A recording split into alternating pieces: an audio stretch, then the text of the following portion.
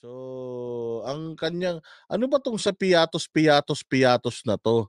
Yoong, pinangungulit nila na yoon daw resibo ay nanggaling, ang pumirma daw ay si Piatos, Mary Grace. O meron ba talaga daw Mary Grace Piatos at, sa pagkakaalam ko merong 1,000,000 na pabuya kung mahahanap si Mary Grace Piatos kasi yun daw nakapirma doon sa mga resibo na di umano meron daw yatang mga discrepancy pagdating sa dates. Pakinggan natin itong balitang ito ni Inday Sara at ating reaksyonan. No comment daw si Inday Sara. Bakit no comment? Again, si Inday Sara po ay isang abogado. At si Inday Sara po ay alam niya ang kanyang karapatan. At siya nga po ay hindi sumisipot diyan sa good government na yan. Kasi nga po, ito pong issue na to na hinihiring ngayon diyan sa Kongreso is issue ng confidential funds na noon pang 2022 pero ngayon lang nila binubuhay. At ito nga po sila Inday Sara ay merong notice of disallowances. Ngayon itong notice of disallowance na ito kailangan isettle ng Office of the Vice President until 2025 February. So that's what, 3 months, 4 months from now.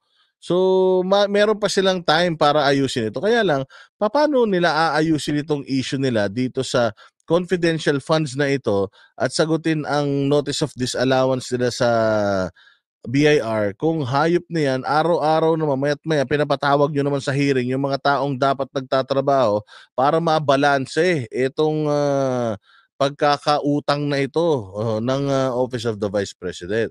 And besides, katulad ng sinasabi natin, ito pong kaso na ito ng Office of the Vice President, ano yan, tawag dito, politically motivated, political persecution po yan. And alam dito ni Inday Sara na I'm not answerable to the Congress, answerable ako sa COA. Kaya bitawan nyo na yung COA and then let us reconcile. Ibig sabihin ng reconcile, ayusin nila yung mga discrepancies sa mga reports na meron sila.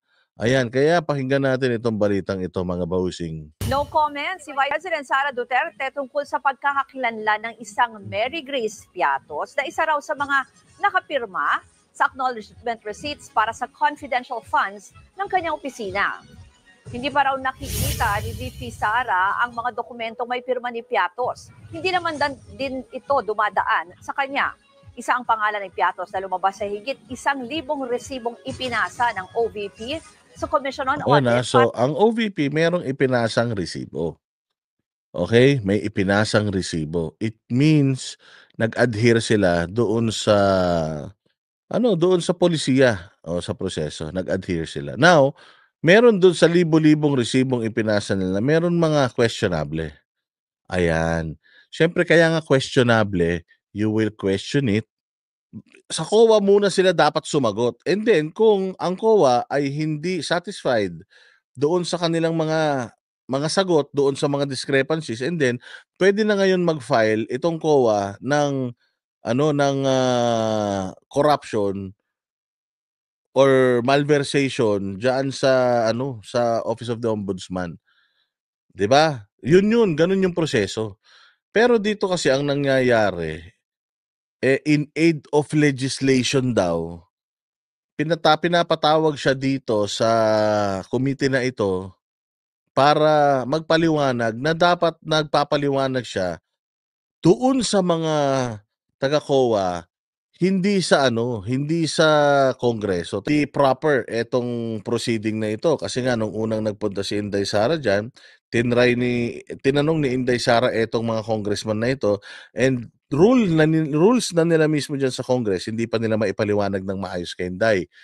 So nanalo si Inday doon sa instance na yon na nagpunta siya diyan at hindi siya pinasumpa. Bakit ka naman susumpa doon sa Bakit ka naman manunumpa sa isang committee hearing tapos gagamitin nila yung panunumpa mo para i-contempt ka, 'di ba? Alam naman natin na yun lang talaga ang plano nitong mga 'to eh. Ang plano ng mga 'to, ma-contempt either siya or si PRD or masira yung reputasyon nila. confidential funds is supposed to be confidential. Kaya nga ang lagi namin sinasabi dito, if you feel na si Inday Sara hindi nagpapakita ng kanyang, halimbawa man hindi nagpakita ng kanyang itemized spendings diyan sa kanyang opisina. If you want, you can lead by example. Katulad nito ni Duterte na ayaw niya ng may adik sa pamahalaan. Anong ginawa niya? In his own initiatives, nagpa-drug test siya para mapatunayan na siya ay matino, hindi ba? Walang bahid ng droga. Bigyang katwiran ang paggasta ng opisina sa 125 million pesos na confidential funds noong 2022. Hindi namin alam kung paano pinroseso ang pagbigay ng copies ng ARs or ng submissions. Eksakto. Kapag dininay mo kasi yon, ina-acknowledge mo yung densya na yun. 'Di ba? Ina-acknowledge mo yan pag sinabi mo, hindi po totoo yan. Ano yan, ganito, ganito, ganyan. Pag sumagot ka doon, patibong yan. Ibig sabihin, alam mo tong resibo na to. Ibig sabihin, alam mo tong instance na ito. Kaya mas mabuti pang no comment na lang siya kasi again, at the end of the day, hindi naman po Kongreso ang sa kanya, ang mag-aano nito, magdidinig nito unless mag-file ang Kongreso ng impeachment, which is inevitable. Alam natin na mapupunta talaga sa impeachment ito. Itong mga ganitong mapupunta yan sa impeachment. O kaya ready na din si Inday Sara, kaya nga hindi na nagpunta si Inday. Sabi ko nga sa'yo, kung ako yan, hindi na ako pupunta dyan. Bakit? Kasi pagpunta dyan, I'm sure ikukulong din naman nila ako eh. So bakit pa nila ako hahayaan na pahiyain? Ikukulong din lang naman nila ako. Buti sana kung pag umattend kayo, free na kayo from contempt. Hindi na kayo hahabulin at ikukulong ng gobyerno. Buti sana kung ganun. Hindi eh. O dito kapag kakalaban, inaano ka ikukulong ka. Sabi ko nga sa inyo, dito sa Amerika, nabigyan tayo ng parangal. Dahil sa ginagawa nating, dahil sa advokasya natin, nabigyan tayo ng award. Sa Pilipinas, iba ang award dun. Ang award sa'yo dun, papel na nakalagay dun. People of the Philippines versus blah blah blah. Diyan sa Pilipinas kasi instead parangalan yung mga nagmamahal sa bayan, dinidemanda. Ang pinakamalas mo kapagka ipinapatay ka. Sige. So, yung sinasabi ni Inday Sara, hindi ko i-acknowledge yun. First off, di ko pa nakikita yung dokumento. Abogado talaga eh. Di ko pa nakikita yung dokumento. And hindi natin alam how it was obtained. Kasi supposedly, it's confidential eh. Confidential dapat yan. So, dapat hindi yan pinapakita. It's just between you and me. Pero, visit na yan, itong Quadcom, sinabi nga nila na wala naman daw sa batas yun at kaya nilang ipatawag lahat ng gusto nilang ipatawag, isomon lahat ng gusto nilang isomon ng mga ng mga dokumento at papeles, yari tayo dyan. Kapag ka ganun ng ganun, malapit-lapit na talagang impeachment nito ni Inday. Pero wag kayo mag-alala kasi sigurado din ako ng malala na kung i-impeach si Inday Sara, I am sure diyan na magsisimula talaga yung hinahanap nila. Sa COA to the House of Representatives and sino ang nag-handle noong mga documents. Tumanggi ring magsalita ang OVP kasunod ng pagkakadetain ng Chief of Staff nitong si Zuleika Lopez matapos i-contempt sa House hearing. Ayan, katulad yan, si Zuleika Lopez. Anong ginawa niya? She wrote COA to request na wag na magbigay ng information sa Congress kasi nga sinisettle na namin yan with you. So why not just send them a report pagtapos na ng ating reconciliation?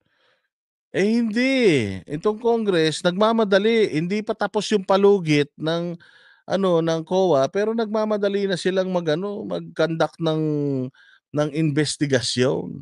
Kaya nga sabi ni PRD, ba mga mambabatas kayo, you are not an investigator. Even if we are in an investigation in need of legislation, it still doesn't make you an investigator kasi hindi ka mampulis. Na-contempt si Lopez dahil umano inimplo Sumulat pala siya sa Commission on Audit para hilinging huwag maglabas ang ahensya ng mga report. Oo, bakit? Bawal na ba yun? Bawal na bang kaya nga siya sumulat pinadaan ba niya sa social media? Sumulat siya na huwag magpadala kasi nga inaasikaso na namin ito. Nagpadala pa rin, na yan ang hinahanap ng Congress ngayon na parang sinasabi nila is she's sort of like tampering yung ebidensya o yung mga ebidensya against OVP. Well, in fact, sinabi nga lang niya dito na the reason why I wrote that letter is because ano ko yan, syempre kliyente ko yan. So lahat ng legal remedies na pwede kong gagawin ko. So wala naman kaming beef with COA. Wala naman kaming problema sa COA ever.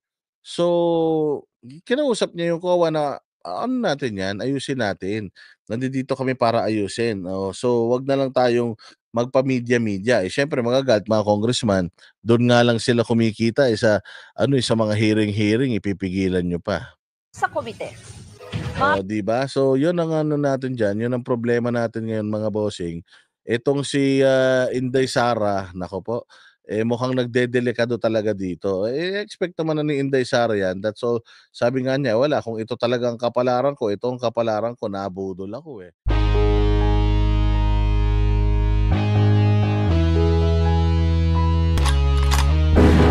Yan ang Banateros, walang inuurungan. Pag tama palakpakan, pag mali ay babanatan.